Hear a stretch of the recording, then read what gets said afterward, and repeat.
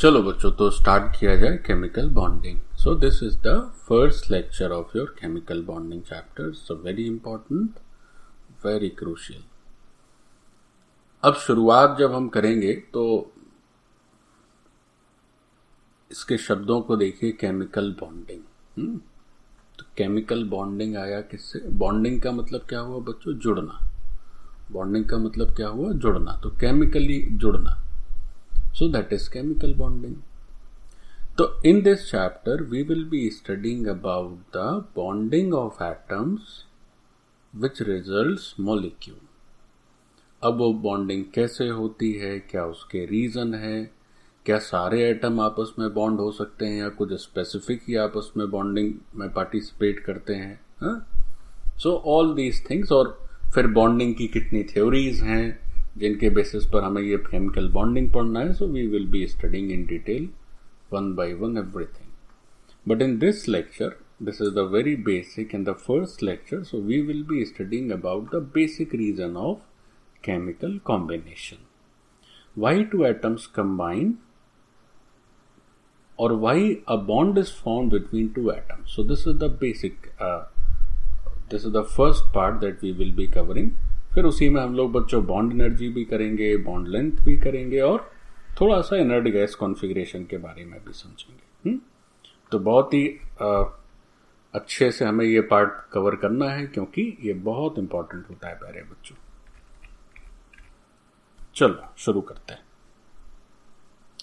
तो सबसे पहली तो बात ये है कि भाई ये जो केमिकल बॉन्ड बनता है उसका रीजन क्या है, बेसिस क्या है, व्हाई इट एक्चुअली फॉर्म्स. सो पहला क्वेश्चन तो इस चैप्टर में यही अराइज होता है. जो फर्स्ट क्वेश्चन है that is why a chemical bond is formed. ये सबसे पहली बात. क्यों बनता है केमिकल बॉन्ड? अच्छा, या इसी को ऐसे भी कह सकते हैं कि भाई दो एटम क्यों कंबाइन करते हैं, क्या पड़ी उनको, ऐसे भी पूछा जा सकता है. Why two atoms combine with each other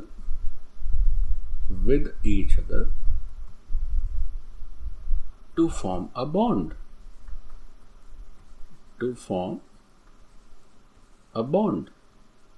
तो देखो भाई, ये तो बेसिक बात है. चैप्टर की शुरुआत तो यहीं से करी जाए. क्यों बनता है केमिकल बॉन्ड? क्यों बनता है केमिकल बॉन्ड? तो समझे बच्चों, क्यों बनता है केमिकल बॉन्ड. इसका आंसर क्या है? जैसे से अज्यूम करिए we are having say two atoms A and B. So we are having two atoms A and B. So this is your atom A and say this is atom B. अब बच्चों क्या होता है कि कोई भी atom हो या कोई भी यूनिवर्स में कोई भी चीज हो, एवरीथिंग या every piece of matter has its own energy. तो जैसे हमारे पास ये दो एटम्स ए और बी हैं, तो इन दोनों की भी अपनी अपनी एनर्जी रही होगी. अच्छा ठीक. अब अगर इन दोनों से मिलकर या इन दोनों को हमें एक बॉन्ड में बांधना है या ये दोनों आपस में एक बॉन्ड बनाएंगे, तो नेचुरली जैसे एक सिंबॉलिक है कि अभी काफी दूर दूर है और फिर ये क्या होगा, थोड़ा सा करीब आ जाएंगे, थोड़ा सा पास आ जाएंगे. इनके बीच में कोई बॉन्ड मैंने नहीं दिखाया है, बस चूंकि पास आ गए तो बॉन्ड भी चूंकि कई तरह के अभी हम लोग पढ़ने वाले हैं. तो एनीवेज, तो एक बॉन्ड फॉर्मेशन हो गया. They come closer to each other. So now अब ये जो ए बी है, now this A B is a molecule and initially both A and B were used to be the separate atom. पहले क्या थे? वो दोनों अलग अलग एटम थे. अब उन्होंने एक मॉलिक्यूल के फॉर्म में एक दूसरे से मिल गए. अब सवाल उठता है कि क्यों मिलते हैं भाई, क्या जरूरत है इनको मिलने की, या मिलने से न कोई फायदा हो तब तो मिले. देखो बच्चों, क्या फायदा होता है. two atoms can only combine if after combination जो मॉलिक्यूल तैयार हो रहा है उस मॉलिक्यूल की एनर्जी कम हो in comparison to the addition of energy of these two individual atoms. Initially क्या है? Initially the system incorporates two different atoms A and B separated at some distance। तो क्या है कि भाई A की अपनी एनर्जी है, B की अपनी एनर्जी है। तो शुरुआत में A और B की अलग अलग एनर्जी है। अब जब वो आपस में मिल गए, एक मॉलिक्यूल का फॉर्मेशन कर लिया, तब जो एनर्जी आई वो किसकी एनर्जी आई? अब there is only one system, that is molecule A B. अब इस मॉलिक्यूल की अपनी एनर्जी होगी। तो सारा खेल बच्चों एनर्जी का है। अगर मान लीजिए हम कहें कि से ये जो LHS है, इस LHS की एनर्जी है से EA और EB। E stands for energy, potential energy, and B stands for the potential energy of atom B। और जो RHS है उसका एनर्जी है से EAB।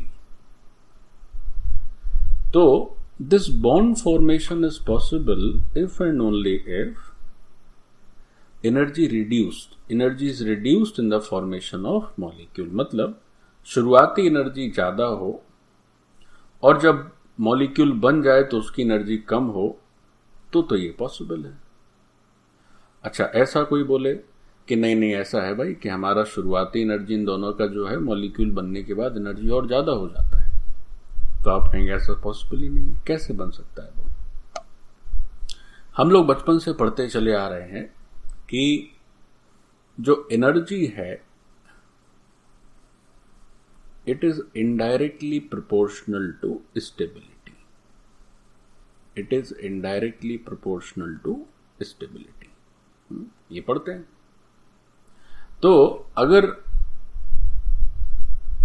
ये एनर्जी मॉलिक्यूल की एनर्जी कम है तो उसका मतलब ये हुआ कि ये जो RHS है या कॉम्बिनेशन के बाद की जो स्थिति है that is much more stable than the initial uncombined state या separate states of these two atoms A and.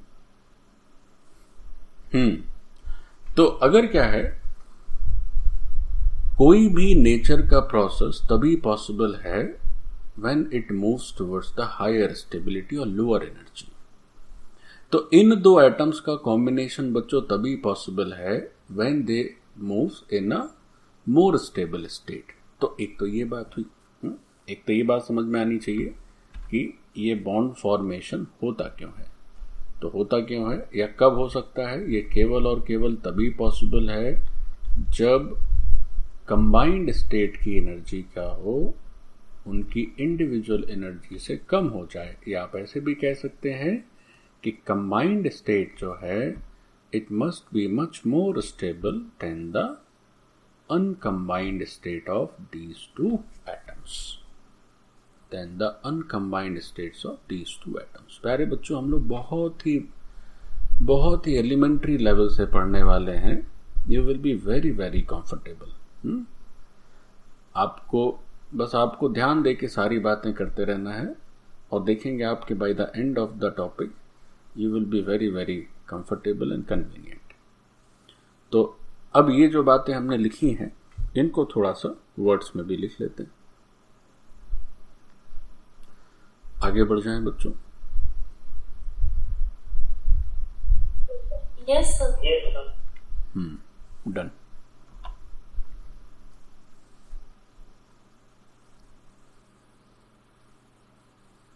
तो हमारे क्वेश्चन का आंसर तो मैंने वैसे दे ही दिया है, एक बार चलिए लिख ही लेते हैं कि कॉम्बिनेशन ऑफ टू एटम्स, या इसी को ऐसे भी कह सकते हैं फॉर्मेशन ऑफ अ मॉलिक्यूल, या चलो ठीक ही है, क्या बार बार लिखना। तो combination of two atoms is possible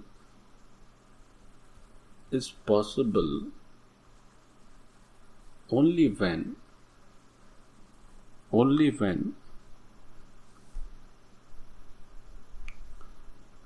the molecule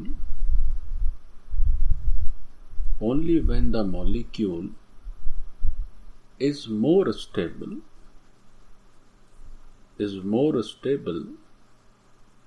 अब अगर ये स्टेबल होगा तो उसका मतलब क्या हुआ? तो इसका मतलब होगा कि इसकी एनर्जी कम होगी, means lower energy then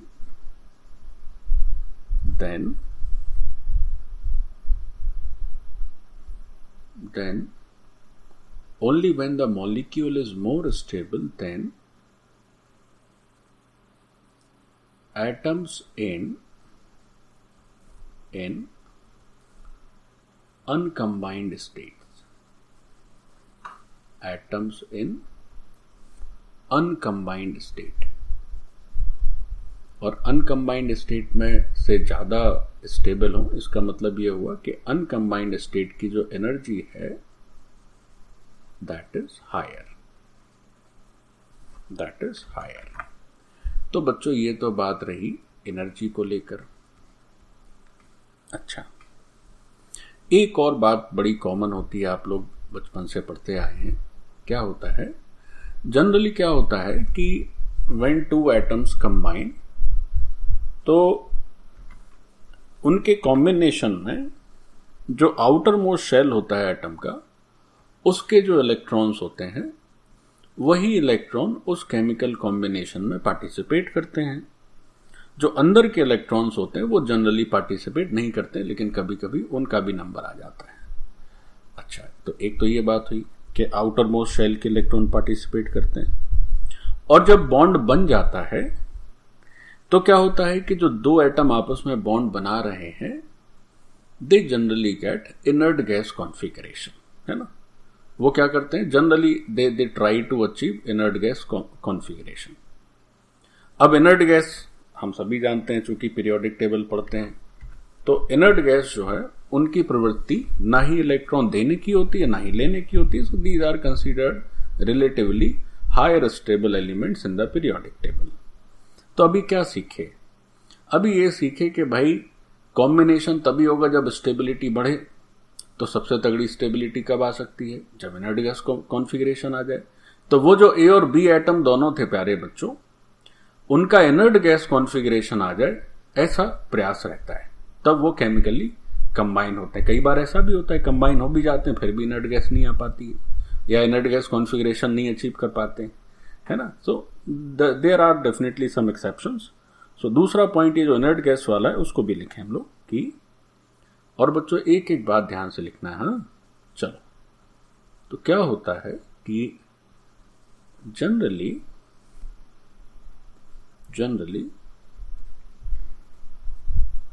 only electrons of outermost shell, generally only electrons of outermost shell of an atom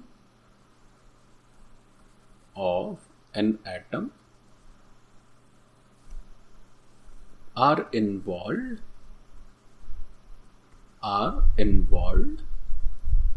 in bond formation। क्या होता है बच्चों, जो आउटर मोस्ट शेल होते हैं उसी के इलेक्ट्रॉन्स जो हैं वो पार्टिसिपेट करते हैं in the formation of bond. अच्छी बात है। अच्छा, दूसरी चीज, in the process of bond formation, in the process of bond formation, क्या होता है कि each atom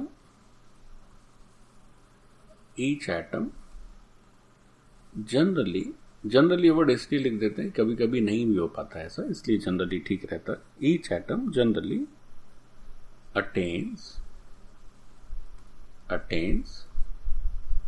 stable inert gas configuration, stable inert gas configuration।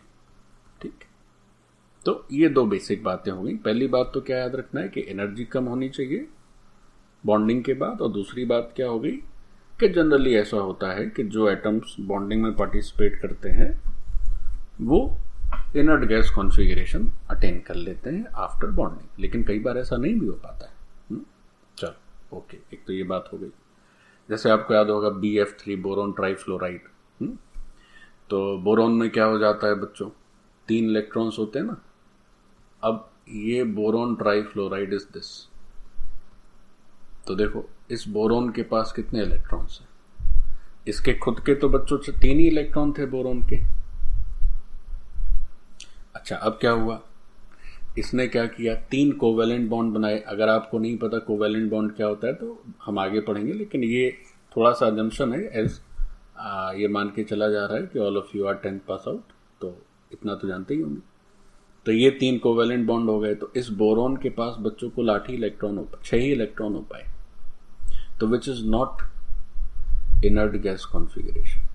कोई इनर्ट गैस ऐसी नहीं होती है जिसमें कि 6 इलेक्ट्रॉन हो, कम से कम 8 होने चाहिए, या 2 हो। हीलियम 2 से स्टार्ट होता है, नियॉन में बैलेंस शेल में 8 हो जाते हैं, है ना।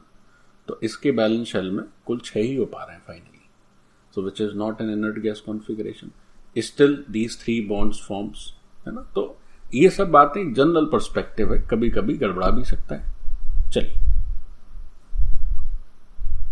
हो गया बच्चों, आगे बढ़ जाएं। चलो चलो, बहुत अच्छे बहुत अच्छे बहुत अच्छे, आगे बढ़ते हैं बच्चों। देखो अब चूंकि केमिकल बॉन्डिंग हम लोग पढ़ने जा रहे हैं, तो एटम के बीच में बॉन्डिंग होती, तो एक बेसिक सी बात है, आप लोग पहले से ही जानते हैं कि ये जो एलिमेंट्स हैं या जो एटम्स हैं, इन्हें हम 3 कैटेगरी में डिस्ट्रीब्यूट कर सकते हैं। ये जो एटम्स हैं, इन एटम्स को हम लोग 3 कैटेगरी में डिस्ट्रीब्यूट कर सकते हैं। तो बच्चों वो 3 कैटेगरी इलेक्ट्रोनेगेटिविटी के बेसिस पर छोटा सा डिस्ट्रीब्यूशन है, you know it very well. जो पहली कैटेगरी है, these type of atoms are electropositive. The second category is electronegative elements, और जो तीसरी कैटेगरी है, that category is inert elements, जो ना ही इलेक्ट्रो पॉजिटिव है और ना ही इलेक्ट्रो नेगेटिव है। तो अगर एटम की बात करें तो ये हो गया एटम, और इस एटम को हम लोग 3 तरह से डिस्ट्रीब्यूट कर सकते हैं on the basis of electronegativity. So the first class is electro positive elements कह लें या एटम्स कह लें बच्चों, एक ही बात है। फिर the second category is electro negative atoms. This is the category 2. And the last category is inert atoms, जो कि बच्चों ना ही इलेक्ट्रो पॉजिटिव है और ना ही इलेक्ट्रो नेगेटिव है, या है भी तो ना के बराबर। तो जो इलेक्ट्रो पॉजिटिव एलिमेंट्स होते हैं, इनकी जो टेंडेंसी होती है, दे जनरली लूज इलेक्ट्रॉन्स, और इलेक्ट्रोनेगेटिव एलिमेंट्स की टेंडेंसी इलेक्ट्रॉन गेन करने की होती है। और ये जो इनर्ट एटम्स होते हैं, जिसका सबसे अच्छा एग्जांपल इनर्ट गैस है, तो these atoms are relatively very stable from the rest atoms of periodic table. उन्हें ना ही इलेक्ट्रॉन को किसी को देने की जरूरत है और ना ही लेने की जरूरत है, जैसा है अपना प्रसन्न है ना। तो इनर्ट एटम्स या जो इनर्ट गैसेस होती हैं, उनमें इलेक्ट्रॉन देना यानी लूज करना मना है, और उनके लिए इलेक्ट्रॉन लेना ये भी मना है, क्योंकि उन्हें जरूरत ही नहीं है ना देने की ना लेने की। वो क्या है, बहुत स्टेबल है, वो ऑलरेडी स्टेबल है, इन्हें इलेक्ट्रॉन लेन देने की जरूरत ही नहीं है। तो बाकी के जो एलिमेंट्स होते हैं, चाहे वो इलेक्ट्रो पॉजिटिव हो या इलेक्ट्रो नेगेटिव हो, what they try to get some inert gas configuration either by losing or by gaining electrons. तो इस बात को ये लिख लेते हैं हम लोग कि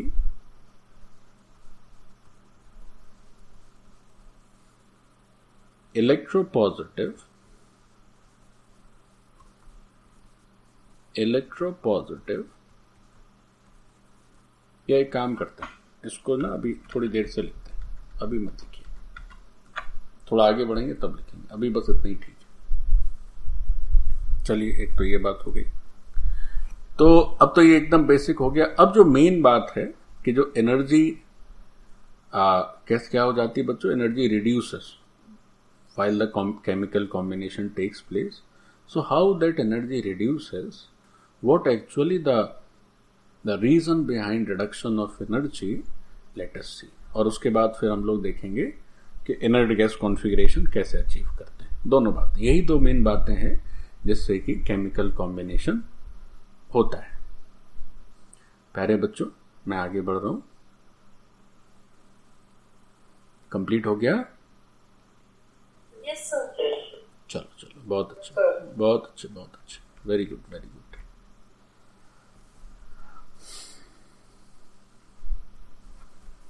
सो let's do the first part, और let's do the first reason of chemical combination, and that is, first reason क्या कहें, यही मेन रीजन है, लेकिन इसको हम दो हिस्से में कर देते हैं, इनर्ट गैस में, और एक हम कर देते हैं lowering of energy. So let us see lowering of energy.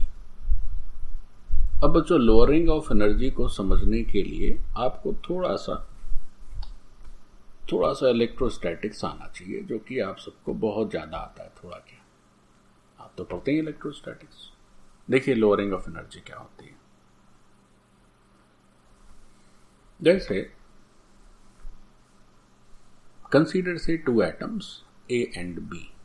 This is A and this is B.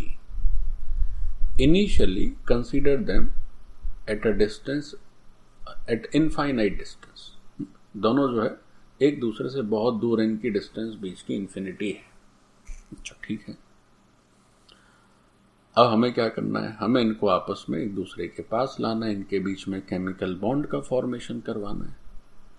तो अभी क्या है कि ये जो A है, say that is at minus infinity, और जो B है say that is at plus infinity, या आप इसको जीरो मान लें और इसको इन्फिनिटी मान लें, कैसे भी कर सकते हैं। मतलब इनिशियली दोनों बहुत दूर दूर हैं। अच्छा, ठीक। और एक बात समझें, जैसे कोई भी एटम होता है बच्चों, तो it consist of two parts, first is nucleus and second is electrons which are around the nucleus. तो होता क्या है कि जैसे ए की बात करें तो ए में क्या हो गया, एक न्यूक्लियस हो गया और एक इलेक्ट्रॉन्स होंगे। बी की बात करें तो उसका भी न्यूक्लियस और उसके भी इलेक्ट्रॉन्स। अब न्यूक्लियस के अंदर होते हैं न्यूट्रॉन प्रोटॉन, यानी कि नेट पॉजिटिव चार्ज होता है, और इलेक्ट्रॉन्स में तो नेट नेगेटिव चार्ज होता है। तो एक एटम में दो किस्म के चार्ज हैं, और दोनों का मैग्नीट्यूड जो है that is of course equal. तो जैसे हमने कहा कि भाई ए के न्यूक्लियस को रिप्रेजेंट करते हैं हम लोग कैपिटल एन से, दिस इज कैपिटल एन, से this is nucleus of A, and electrons इसके जो भी हैं उसको हम ई और ए से रिप्रेजेंट कर देते हैं। So what is this, this is your nucleus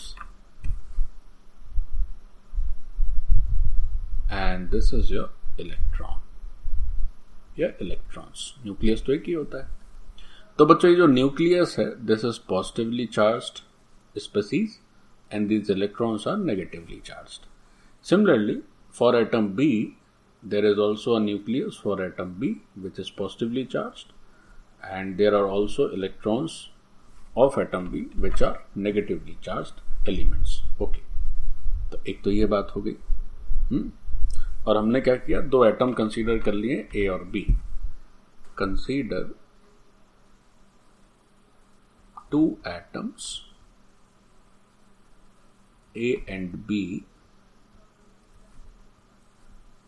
two atoms A and B, और ब्रैकेट में यूज कर सकते हैं कि इनिशियली एट इनफाइनाइट डिस्टेंस, शुरुआत में जो है वो काफी दूर है। अच्छा, ठीक है। अब बच्चों अगर हम A और B को थोड़ी देर के लिए भूल जाएं, केवल इन चार्जेस को याद रखें। देखें कि भाई एक पॉजिटिव चार्ज है यहाँ पर, एक नेगेटिव चार्ज है, यहाँ भी एक पॉजिटिव चार्ज है और एक नेगेटिव चार्ज है। इन चार्ज से मिलके ही तो आपका ये दो एटम्स बन रहे हैं, इन चार्ज से मिलके ही तो दो एटम बन रहे हैं। तो अगर हम ऐसे देखें कि consider a system of these two atoms A and B, तो इनकी जो पोटेंशियल एनर्जी होगी, that potential energy is the summation of gravitational potential energy and plus electrostatic potential energy. तो अगर हम इनका पोटेंशियल एनर्जी देखें, अगर हम इनका पोटेंशियल एनर्जी देखें of a system of A and B, तो पोटेंशियल एनर्जी के बच्चों दो कंपोनेंट्स होते हैं। First is gravitational potential energy and second is electrostatic potential energy. अब ये जो ग्रेविटेशनल पोटेंशियल एनर्जी होती है, this is Gm1 m2 by R square, और जो इलेक्ट्रोस्टैटिक पोटेंशियल एनर्जी होती है, that is K(Q1 Q2 by R square. अगर हम थोड़ा सा भी इलेक्ट्रोस्टैटिक जानते हैं तो हम ये जरूर जानते हैं कि ये जो ग्रेविटेशनल पोटेंशियल एनर्जी है, एस दिस G जो ग्रेविटेशनल कांस्टेंट है, ये बहुत ही छोटा होता है, और ये जो K है ये तो 9 × 10⁻⁹ होता है अगर हम वैक्यूम की बात करें। तो gravitational potential energy is absolutely almost negligible in comparison to this electrostatic potential energy. इसलिए जब हम सिस्टम ऑफ पॉइंट चार्जेस देखते हैं, तो सिस्टम ऑफ पॉइंट चार्जेस में we consider only this electrostatic potential energy and we assume that this is almost negligible and we can इसको हम लोग हटा सकते हैं। ठीक, तो अगर हम इस ए और बी एटम के सिस्टम की पोटेंशियल एनर्जी देखें बच्चों, तो वहां भी हम लिख सकते हैं कि भाई ये जो है ये किसी काम का नहीं है, लगभग 0 है, और जो ओवरऑल पोटेंशियल एनर्जी है वो केवल और केवल किस फॉर्म में आने वाली है, इलेक्ट्रोस्टैटिक पोटेंशियल एनर्जी। अच्छा, अब इलेक्ट्रोस्टैटिक पोटेंशियल एनर्जी के लिए तो बच्चों चार्जेस की बात होती है, तो यहां भी तो चार्ज है। आप ऐसे मान के चलिए कि ये जो ए है, यहां पर दो तरह के चार्ज हैं, एक प्लस एक माइनस, और यहां भी दो तरह के चार्ज हैं, एक प्लस एक माइनस। तो अगर इनिशियल पोटेंशियल एनर्जी की बात करें for this system of A and B, तो initially as R tends to infinity, so this is almost 0। तो हम ये पढ़े भी हैं कि if 2 point charges are separated at infinite distance, then system has 0 potential energy. तो देखो, क्या ये बात समझ पा रहे हो? क्या बात समझ आ रही है? बोलो।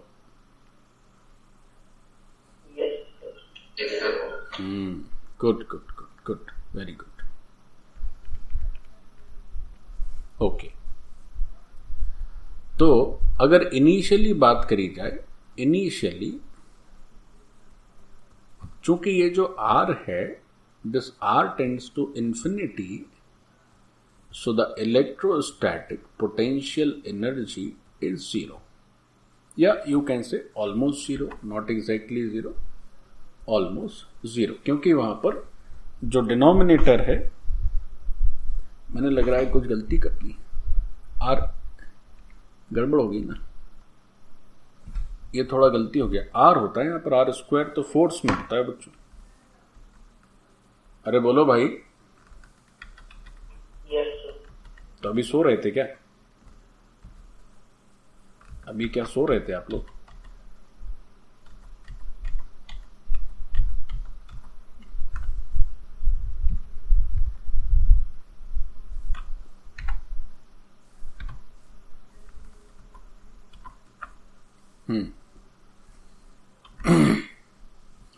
तो ये जो ग्रेविटेशनल पोटेंशियल एनर्जी है, इसकी वैल्यू बच्चों हम लोग लिखते हैं Gm1 m2 बाई आर, और ये हो जाता है K(Q1 Q2 बाई आर। अब चूंकि ये जो G है, that is gravitational constant which is very low in value, और ये ग्रेविटेशनल पोटेंशियल एनर्जी बहुत बड़े हैवी बॉडीज के लिए ही एप्लीकेबल होता है, otherwise it's very very low. तो ये तो 0 हो गया, और जो k है वो सफिशिएंट होता है 9 इंटू 10⁹। तो जो पोटेंशियल एनर्जी है, that potential energy is only in the form of electrostatic potential energy which is k q1 q2 by r। अब भाई इलेक्ट्रोस्टैटिक पोटेंशियल एनर्जी तो दो पॉइंट चार्ज होने चाहिए, तब उस सिस्टम के लिए लिखा जाता है q1 q2। तो यहां भी पॉइंट चार्जेस हैं। कैसे? न्यूक्लियस को एक पॉइंट चार्ज मान लीजिए, इन इलेक्ट्रॉन्स का जो ओवरऑल नेगेटिव चार्ज है उसको एक पॉइंट चार्ज ले लीजिए, फिर ऐसे ही इसके न्यूक्लियस को भी एक पॉइंट चार्ज कंसीडर कर लीजिए, इनकम्प्लीट इलेक्ट्रॉन्स को भी चलिए एक पॉइंट चार्ज कंसीडर कर लेते हैं, सबका चार्ज मिला के लिख देते हैं जो भी आएगा। तो there are 2 point charges at this location atom A and 2 point charges at this location atom B. Here 2 point charges, one is positive, other is negative. Here is also one is positive, other is negative. Okay. अब बात करी जाए, अब बच्चों बात करते हैं initial क्या हो रहा है। तो इनिशियली चूंकि दोनों की बीच का सेपरेशन काफी ज्यादा है and the separation is almost infinity, तो इनिशियली जो इलेक्ट्रोस्टैटिक पोटेंशियल एनर्जी है, that potential energy tends to 0, क्योंकि आर वहां क्या है बच्चों? डिनोमिनेटर में। नीचे इन्फिनिटी हो जाएगा तो ओवरऑल 0 हो जाएगा। अच्छा, तो एक बात तो ये तय हो गई कि जो इनिशियल पोटेंशियल एनर्जी है, इनिशियल पोटेंशियल एनर्जी है, या एक चलो ठीक है, initial potential energy of the system this is 0। देखिए, पोटेंशियल एनर्जी की पूरी कंप्लीट अगर वैल्यू लिखना हो आपको तो कैसे लिखेंगे? देखिए कैसे लिखेंगे। देखिए, इसको ऐसे लिखा जाएगा कि जो पीई ऑफ सिस्टम है दैट इज व्हाट। देखो बच्चों, एक साइड क्या था? एक साइड था आपका, अरे यार, एक साइड था बच्चों Na, और ये था एटम A, और दूसरी साइड क्या है? दूसरी साइड है Nb और Eb। ये था बच्चों एटम B। तो जो पोटेंशियल एनर्जी ऑफ सिस्टम है, जरा गौर करेंगे कैसे लिखेंगे इसको। तो इस पोटेंशियल एनर्जी को लिखा जाएगा K Q1। तो Q1 मान लीजिए हमने Na का चार्ज लिख दिया, ठीक है। Q2 लिख दिया Nb का चार्ज, डिवाइडेड बाय इनके बीच का सेपरेशन है से R1। फिर ये तो दोनों न्यूक्लियस हो गए, पॉजिटिव पॉजिटिव। फिर एक बार क्या लिखेंगे? एक बार लिखेंगे total charge of all these electrons of A then B। हमने कंप्लीट चार्ज को एक पॉइंट चार्ज मान रखा है, इनके बीच का सेपरेशन से R2। ये R1 R2 लगभग सब एक ही जैसे होंगे। फिर अच्छा, इसके बाद ये तो क्या हुआ? ये पोटेंशियल एनर्जी हुई जब दोनों पॉइंट चार्जेस पॉजिटिव हैं। ये पोटेंशियल एनर्जी हुई जब दोनों पॉइंट चार्जेस नेगेटिव हैं। अच्छा, फिर क्या है? एक बार प्लस माइनस के लिए भी ले लेते हैं। तो कैसे कर लेंगे? इस न्यूक्लियस के साथ, A के न्यूक्लियस के साथ B के इलेक्ट्रॉन ले लीजिए, से दिस सेपरेशन इज R3। तो nucleus of A is positive, electrons of B are negative. और उसके बाद क्या कर लीजिए कि एक बार क्या कर लेते हैं कि A के ले लेते हैं इलेक्ट्रॉन और B का ले लेते हैं न्यूक्लियस, और इनके बीच का सेपरेशन हो गया से R4। तो ये हो गया माइनस और ये हो गया plus. So these 4 energy, summation of these 4 energies constitute the total potential energy of the system, which is initially 0 as all these separations are almost infinity। Even बच्चों ये सारे सेपरेशन लगभग एक ही जैसे आएंगे, फिर भी मैंने आपको चूंकि क्लैरिटी रहे अलग अलग, सब में R1 R2 R3 R4 लिख दिया है। अच्छा, तो ये तो हो गया।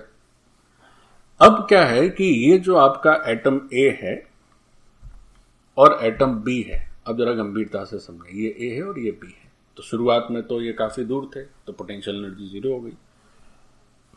अब क्या होता है कि when you take them closer, तो शुरुआत में तो क्या होता है कि उनके बीच के अट्रैक्शन फोर्सेस हावी हो जाते हैं रिपल्शन पर। देखो 4 तरह के फोर्स लगेंगे ना, कैसे? चूंकि यहां एक पॉजिटिव नेगेटिव, यहां भी पॉजिटिव नेगेटिव, तो लाइक चार्जेस के बीच में बच्चों रिपल्शन फोर्स आ गया, यानी दोनों के न्यूक्लियस एक दूसरे को रिपेल करने वाले हैं, दोनों के इलेक्ट्रॉन्स भी एक दूसरे को रिपेल करने वाले हैं। फिर यहाँ का न्यूक्लियस यहाँ के इलेक्ट्रॉन्स को अट्रैक्ट करने वाला है और यहाँ के इलेक्ट्रॉन्स यहाँ के न्यूक्लियस को अट्रैक्ट करने वाले हैं। तो there are 4 forces, 2 have the nature of repulsion and rest to have the nature of attraction. So initially what happens, force of attraction they dominate. तो क्या होगा, तो net force of attraction होगा, means these two atoms A and B come closer to each other. अब जो जैसा करना चाहे उसको वैसा करने दिया जाए, यही रूल है फिजिक्स का। तो पोटेंशियल एनर्जी घटती है। तो शुरुआत में तो हमने लिखा है कि भाई ये सिस्टम जो है उसका पोटेंशियल एनर्जी 0 है। अब धीमे धीमे नजदीक आना चाहते थे और आप उनको आने दे रहे हैं, जैसा वो चाहते हैं आप वैसे ही करने दे रहे हैं। तो धीमे धीमे पोटेंशियल एनर्जी घटते 0 से नेगेटिव होने लगेगी। अच्छा, फिर क्या होता है बच्चों, एक समय ऐसा भी आता है, मैंने बताया ना कि शुरुआत में तो अट्रैक्शन फोर्सेस हावी रहते हैं, एक समय ऐसा भी आता है कि फिर धीमे धीमे जब ये पास में आने लगते हैं तो रिपल्शन फोर्सेस भी धीमे धीमे बढ़ने लगते हैं। And there is a moment when attraction and repulsion both forces becomes equal to each other. जब वो बराबर हो जाते हैं फिर क्या होता है, उससे थोड़ा सा और तुम पास लाओगे तो रिपल्शन हावी होने लगेंगे। अब रिपल्शन फोर्स हावी होने लगे और तुम जबरदस्ती पास ला रहे हो, भाई जब तक इनके बीच में नेट अट्रैक्शन है तब तक ये पास आप अपने आप ही पास आते रहेंगे, पोटेंशियल एनर्जी घटती रहेगी। अब क्या हुआ कि ये चाहते हैं रिपल्स एक दूसरे को रिपेल करना, तुम जबरदस्ती पास लाओगे तो फिर पोटेंशियल एनर्जी बढ़ने लगेगी। तो देखो यही बेसिक एनर्जी का इनका सिस्टम है, जिससे कि we conclude what is all about the bond energy. Let's study in next page. एक प्रश्न आया कि सर ठीक है आपने ये तो 4 बता दिए, लग रहा आप कुछ भूल रहे हैं। क्या भूल रहे हैं भाई? एक तो बात भूल ही गए सर। ऐसा भी तो है सर कि ये भी तो अपने आप में एक प्लस है और ये माइनस है, इनका ये भी तो एक सिस्टम ऑफ पॉइंट चार्जेस है। आपने 4 system of point charges consider किए, बात समझ आ गई। इनको क्यों भूल गए सर? इनका भी तो अपना एक पोटेंशियल एनर्जी आएगा। तो चलो इनको हम, ये तो 4 पोटेंशियल एनर्जी लिख दिए, बाकी की 2 भी लिख देते हैं। बाकी की 2 लिख देते हैं। कैसे? के पहले एटम ए की बात करें। अगर पॉइंट चार्जेस के हिसाब से ही बात करी जाए तो एटम ए में भी तो सर 2 तरह के पॉइंट चार्जेस हैं। तो मान लेते हैं इनके बीच का डिस्टेंस या सेपरेशन से RA है, और एटम बी यहां पर हो गया NB और EB, यहां पर हो गया NB और EB, के NB और EB, और इनके बीच का सेपरेशन से RB है। सर इनकी चर्चा ही नहीं की, इनको काहे छोड़ दिए? देखो बच्चों, इनको क्यों छोड़ दिया? नहीं छोड़ना चाहिए तो गलती हो गई। देखो क्यों छोड़ दिया। हम ये देखना चाह रहे हैं कि हमारे सिस्टम की जो पोटेंशियल एनर्जी है वो पोटेंशियल एनर्जी में चेंज क्या है। तो अगर हम दोनों को इनिशियली इन्फिनिटी पर अज्यूम करें, और इन 2 पोटेंशियल एनर्जी को क्यों छोड़ दिए? इसलिए छोड़ दिए क्योंकि एटम्स ए और बी चाहे इन्फिनिटी पर हों चाहे किसी भी डिस्टेंस पर हों, ये तो हमेशा एक ही जैसा रहेगा, इसमें तो कोई परिवर्तन होना नहीं है। वो चाहे जहां बैठे रहें पड़े रहें, ये तो आना ही आना है। तो अगर ओवरऑल इलेक्ट्रोस्टैटिक पोटेंशियल एनर्जी देखना है तो अभी 0 हो गई, लेकिन 0 में ये 2 ऐड कर दीजिए, और जब मान लीजिए किसी डिस्टेंस क्लोज आ जाए तो क्या होगा, उसमें भी ये ऐड कर दीजिए। तो इससे तो ये फैक्टर तो हमेशा ही रहेगा, ये 2 पोटेंशियल एनर्जी तो हमेशा ही रहेंगे अगर इनको पॉइंट चार्जेस की तरह कंसीडर करें। इसलिए इनको यहां भी लिखने की जरूरत नहीं है, और जब वो किसी डिस्टेंस पर हो तो वहां भी लिखने की जरूरत नहीं है। चलो, क्या ये बात समझ आ गई? बोलो, अरे बोलो भाई, मेरी आवाज नहीं आ रही क्या? M I audible?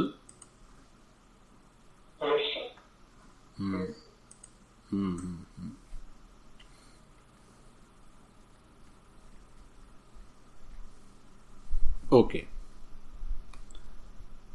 तो होता क्या है बच्चों, ये जो फोर्सेस जो इंटरेक्शन इनके बीच में हो रहा है दो एटम्स के बीच में, तो कैसे कैसे फोर्सेस आ रहे हैं देखो।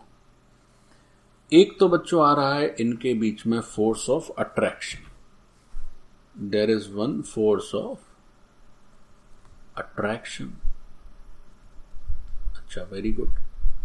और दूसरा बच्चों आ रहा है इनके बीच में force of repulsion, that's also true. तो इनके बीच में जो फोर्स ऑफ अट्रैक्शन है वो कैसे आ रहा है, ए के न्यूक्लियस और बी के इलेक्ट्रॉन्स के बीच का फोर्स। अच्छा, फिर दूसरा है बी के न्यूक्लियस, या पहले ए को ही लिखते हैं तो फिर बी को लिखेंगे तो ठीक रहेगा बच्चों। ए के इलेक्ट्रॉन और बी के न्यूक्लियस, इनके बीच का अट्रैक्शन फोर्स, क्योंकि ऑपोजिट चार्जेस हैं तो एक दूसरे को अट्रैक्ट करेंगे। अच्छा, अब फोर्स ऑफ रिपल्शन भी है क्या? बिल्कुल। अगर दोनों के न्यूक्लियस की बात करें तो both have the same polarity, so they will be having some repulsion.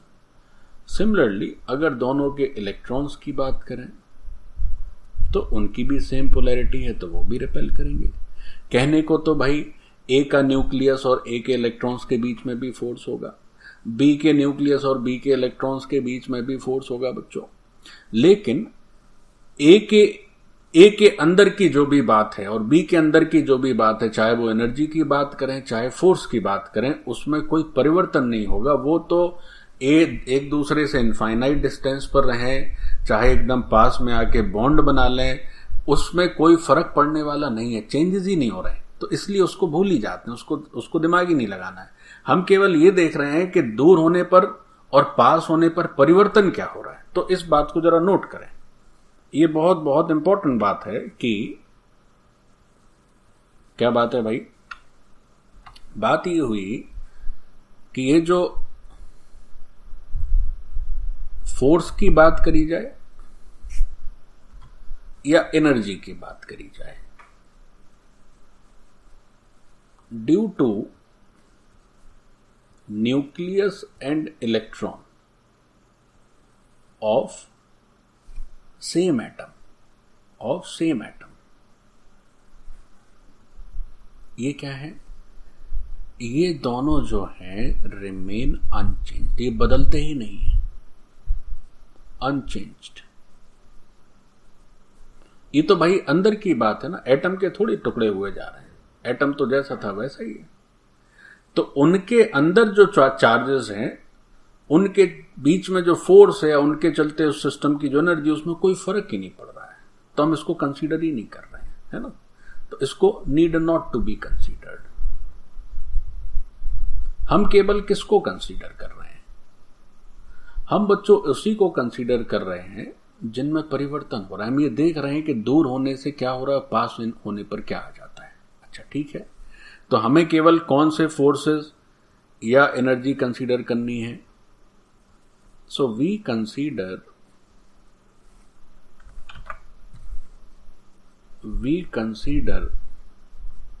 only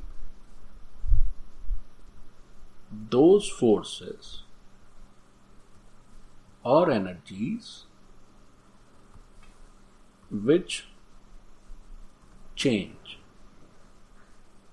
as the separation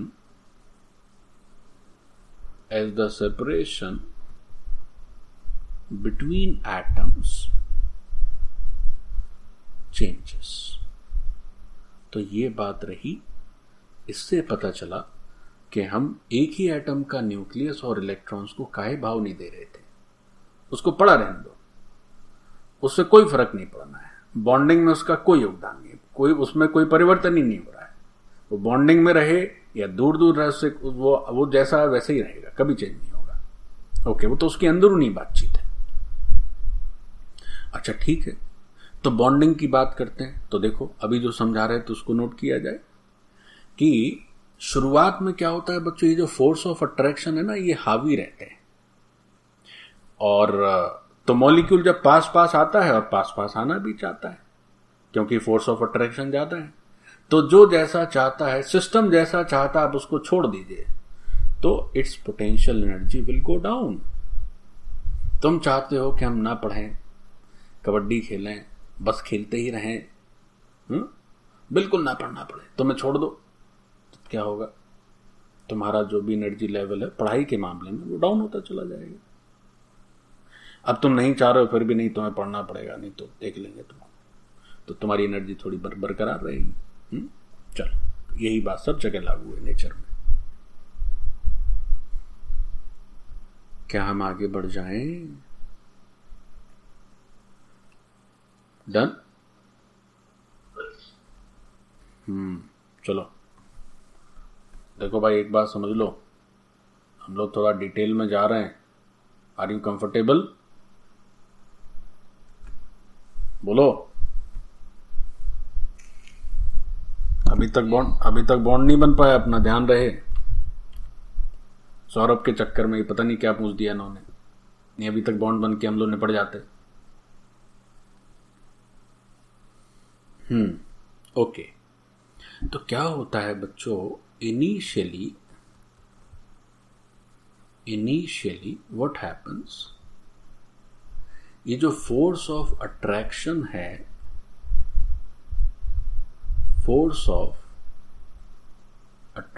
है, ये क्या हो जाता है, ज्यादा हो जाता है किससे?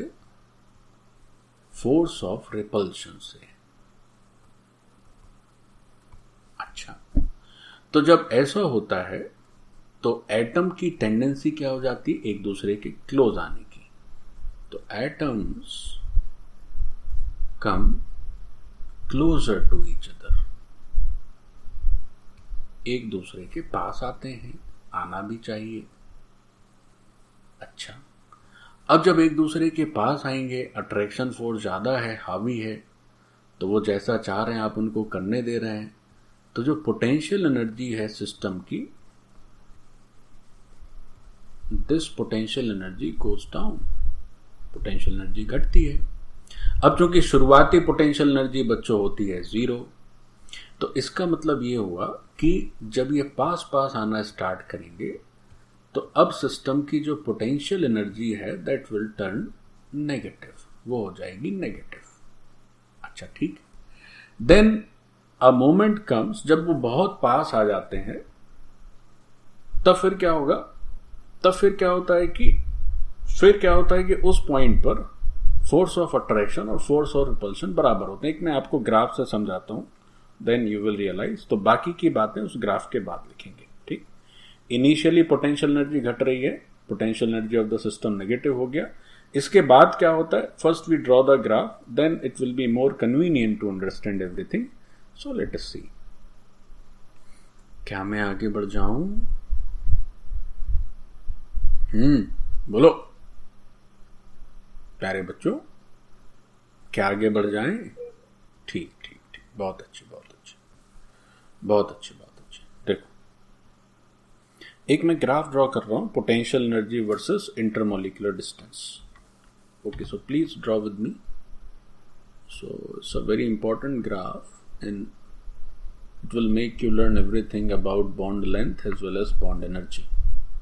So say these are two axes. No, this is not appropriate. हमें थोड़ा सा ऊपर बनाना चाहिए। This would be right. ठीक। ओके बच्चों, तो ये हॉरिजॉन्टल डिस्टेंस है और ये वर्टिकल डिस्टेंस है। So this horizontal distance is, say this is intermolecular distance, and this vertical axis is potential energy. This is your origin. Look at the graph of potential energy. है ना? What actually happens? देखो, अब ये जो intermolecular distance देख रहे हो, ये r टेंड्स टू इन्फिनिटी है, आगे जा रहे हैं तो इन्फिनिटी की तरफ जा रहे हैं। अब क्या हो रहा है कि जब r टेंड्स टू इन्फिनिटी है, ये इंटरमोलिकुलर डिस्टेंस बच्चों r है, दिस इज r, तो आगे इन्फिनिटी हो गया। तो जब r टेंड्स टू इन्फिनिटी है तो अपना जो पोटेंशियल एनर्जी लगभग 0 रहता है। अच्छा, फिर जैसे जैसे पास आते हैं तो हमने कहा कि potential energy decreases. So let's say this decreases like this, ठीक, तो ये घटते रहता है।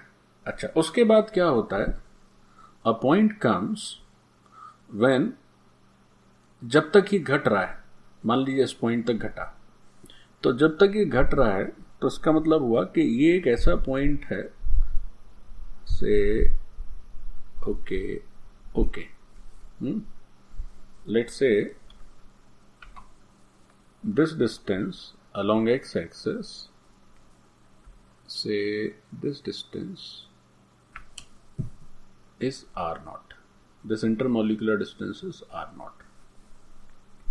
तो क्या हुआ कि जब ये दो एटम A और B आपस में, जब जैसे इनका डिस्टेंस r0 हुआ, उससे भी अगर आप इनको पास में ले जाएंगे तब फिर क्या होगा कि r0 डिस्टेंस पर at this point or at this point or at this potential energy, force of repulsion,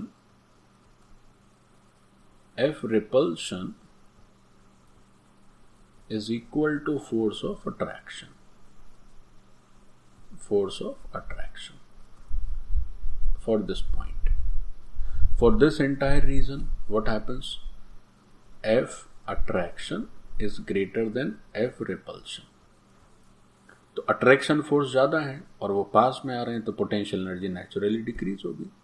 इस पॉइंट पर दोनों इक्वल हो गए, पोटेंशियल एनर्जी की लोएस्ट वैल्यू। अब क्या हुआ कि आप अगर ए और बी के बीच के सेपरेशन को और रिड्यूस करने लगेंगे, तो चूंकि अब आगे क्या होगा बच्चों, as the intermolecular distance becomes less then r0, तो रिपल्शन फोर्स हावी हो जाएंगे। तो चाहते हैं वो दूर दूर जाना और आप जबरदस्ती कह रहे नहीं चलो पास में आओ, तब फिर क्या होगा, उसकी मर्जी के खिलाफ काम कर रहा है। मर्जी के खिलाफ काम कर रहा है तो क्या होगा, विद्रोह करेगा, वो अपनी एनर्जी बढ़ाएगा। तो now this potential energy increases. So this is the graph. So for this entire reason when r is less than r0, what happens is force of attraction is less than force of repulsion. Still if you want to make them closer, क्या होगा, potential energy बढ़ेगी। जितना जैसे आप are घटाते चले जाएंगे तो पोटेंशियल एनर्जी बढ़ते बढ़ते बढ़ते बढ़ते एक समय 0 आएगी और फिर पॉजिटिव में निकल जाएगी। तो अब ये बात समझी जाए कि वो मॉलिक्यूल बना कब, कौन सा उसका बॉन्ड लेंथ होगा। जैसे ये अपना A है और ये B है, तो A और B जब मॉलिक्यूल के फॉर्म में रहेगा तो उसके बीच का बॉन्ड लेंथ क्या होगा, so that bond length is r0। इनके बीच में जैसा भी बॉन्ड हो बच्चों, बॉन्ड कई तरह के होते हैं, electrovalent, covalent, metallic bond, hydrogen bond, जैसा भी बॉन्ड हो, कोऑर्डिनेट बॉन्ड, तो वो बॉन्ड क्या होगा। तो बॉन्ड क्या होता है, बॉन्डिंग क्या होती है, क्या सीखे कि जब एनर्जी कम हो तो एनर्जी का जो लोएस्ट स्टेट होगा बच्चों मॉलिक्यूल ए बी का, that is the most favourable for the bond formation. और लोएस्ट स्टेट क्या है, यही तो है जब क्या हो, रिपल्शन फोर्स और अट्रैक्शन फोर्सेस एकदम सेम हो जाए, या आप कहें कि पोटेंशियल एनर्जी सिस्टम का एकदम मिनिमम हो जाए, जब सबसे ज्यादा नेगेटिव हो जाए। तो ये जो r0 है, यही r0 क्या होता है, this r0 is your bond length. This R0 is your bond length. अच्छा, इस R0 के करस्पॉन्डिंग जो एनर्जी होती है, that energy is nothing but your bond energy. So this minimum energy, this energy, let's say इसको नाम दे देते हैं BE से। So this is what? This is your bond energy।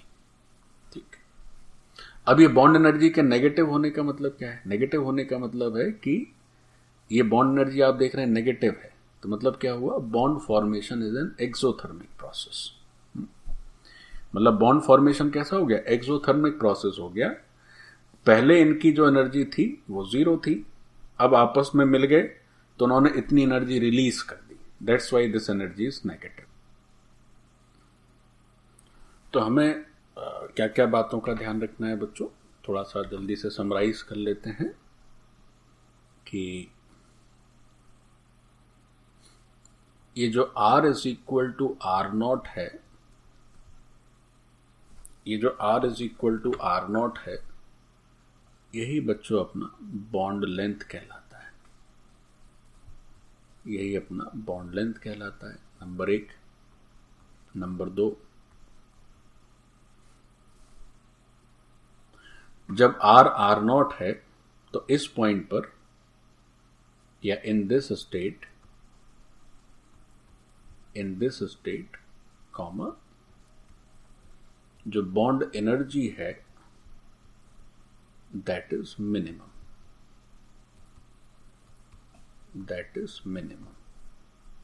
तीसरी बात, यही स्टेट मॉलिक्यूल के फॉर्मेशन के लिए सबसे उपयुक्त है। So this state is bonding state.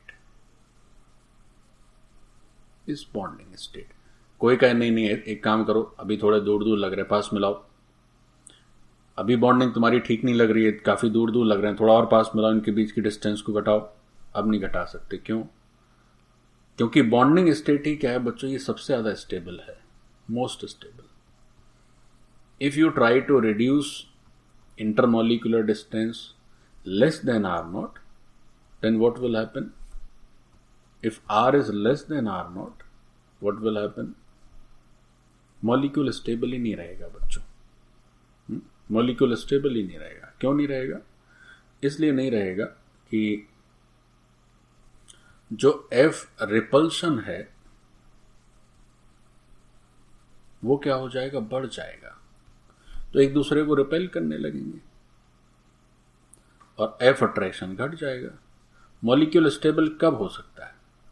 Molecule तब स्टेबल हो सकता है जब दोनों एटम्स के बीच का जो नेट फोर्स रहे वो 0 रहे, तभी तो एक दूसरे के रिस्पेक्ट में इक्विलिब्रियम में रहेंगे। तो अगर R equal to R naught है तो both these forces are same, and if R is greater then R naught then this repulsion is less then attraction, तो पास आते रहते हैं। यहां पर क्या होगा, जब जैसे R equal to R naught पर पहुंचोगे तो नेट फोर्स 0 हो गया बच्चों, यही चाहते हैं। अगर इंटरनल फोर्स नेट फोर्स 0 रहेगा तभी ना स्टेबल सिस्टम बनेगा। जब तक अट्रैक्शन का फोर्स रहेगा तब तक पास आते रहेंगे, जब तक रिपल्शन का फोर्स रहेगा आपस में दूर जाते रहेंगे। टिकेंगे कब? जब कोई फोर्स 0 ना हो। तो वही इंस्टेंट जो है that is the instant of chemical bonding. So this was all about the energy, potential energy and bonding state, which is the most stablest. तो भाई ये जो cause of chemical combination था उसमें पहला तो हो गया कि to lower the energy। दूसरी बात क्या थी? दूसरा एटम्स का उद्देश्य रहता है कि हमें इलेक्ट्रॉनिक कॉन्फ़िगरेशन इनर्ट गैस वाला मिल जाए। So the second reason for the chemical combination is to achieve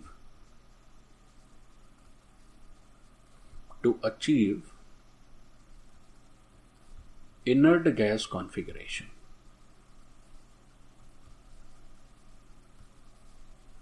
To achieve inert gas configuration. So this is the second part. देखें, तो हम सभी जानते हैं कि पीरियोडिक टेबल में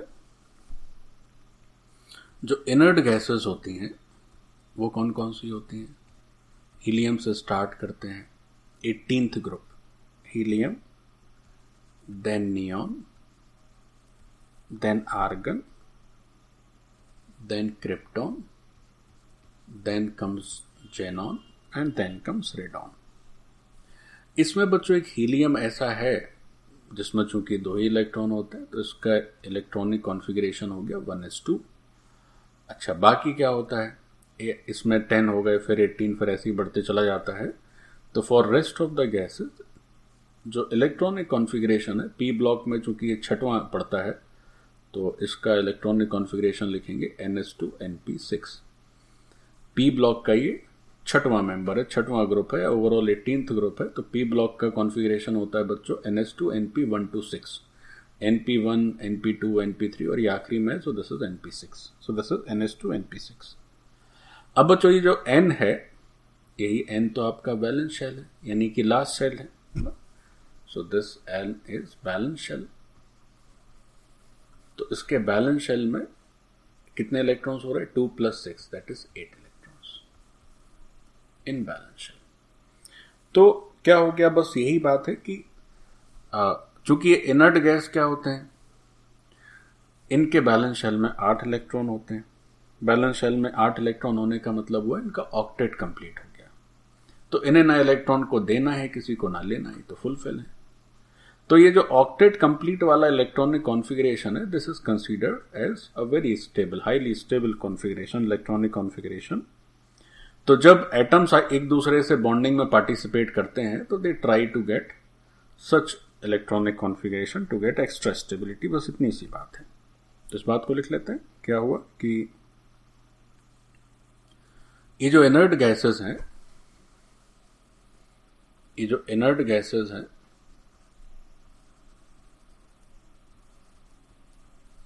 तो इनका जो इलेक्ट्रॉनिक कॉन्फ़िगरेशन है वो ऑक्टेट कंप्लीट है चूंकि, so very stable, these are very stable.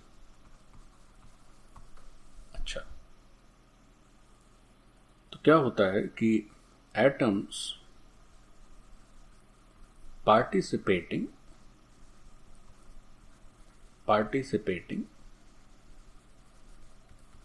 in chemical combination,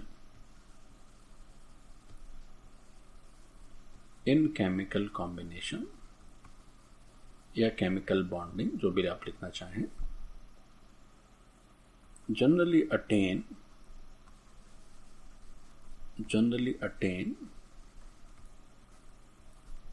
inert gas configuration,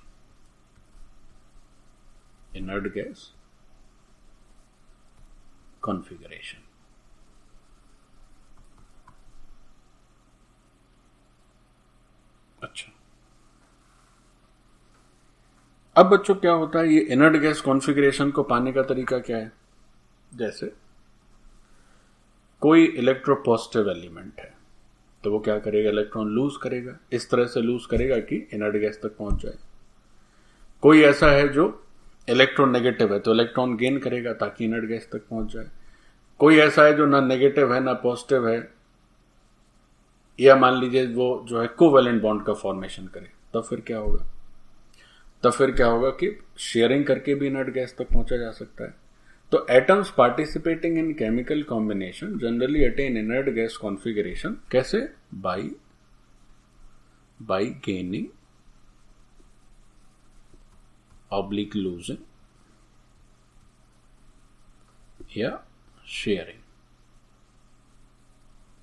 electrons.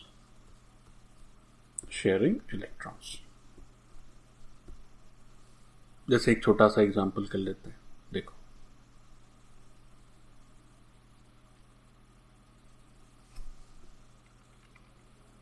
हो गया भाई, आगे बढ़े। डन।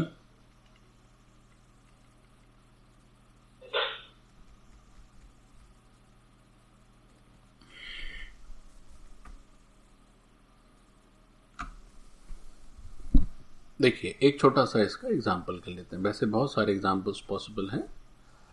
से हम बात करते हैं, चलिए, NaCl की। तो NaCl जो है बच्चों, इट्स अ आयनिक कंपाउंड, और इसमें क्या होता है, Na क्या करता है, अपना एक इलेक्ट्रॉन रिलीज कर देता है, क्लोरीन अपना एक इलेक्ट्रॉन, क्लोरीन जो है Na का एक इलेक्ट्रॉन एक्सेप्ट कर लेता है ना। इलेक्ट्रॉन Na से निकला, क्लोरीन के पास पहुंच गया, तो 1 यूनिट का पॉजिटिव चार्ज, 1 यूनिट का नेगेटिव चार्ज। अब जो सोडियम है, इसके पास 11 इलेक्ट्रॉन्स रहते हैं और इसके पास 17 इलेक्ट्रॉन्स रहते हैं। लेकिन अब Na प्लस हो गया तो क्या हुआ, एक इलेक्ट्रॉन इसका चला गया, सो नाउ दिस इज 10। और यहां एक इलेक्ट्रॉन एक्स्ट्रा आ गया बच्चों, सो नाउ दिस इज 18। तो ये जो 10 है दिस इज नियॉन। 10 इलेक्ट्रॉन बच्चों नियॉन में होते हैं और 18 इलेक्ट्रॉन आर्गन में होते हैं। या आप ऐसे भी समझ सकते हैं, if you configure these 10 electrons तो आप कैसे लिखेंगे, आप लिखेंगे 1s2 2s2 और 2p6, है ना। तो ns2 np6 हो गया। ऐसे यहां पर क्या आ जाएगा आर्गन का, this would be 3s2 3p6। So now both of these participating atoms have attained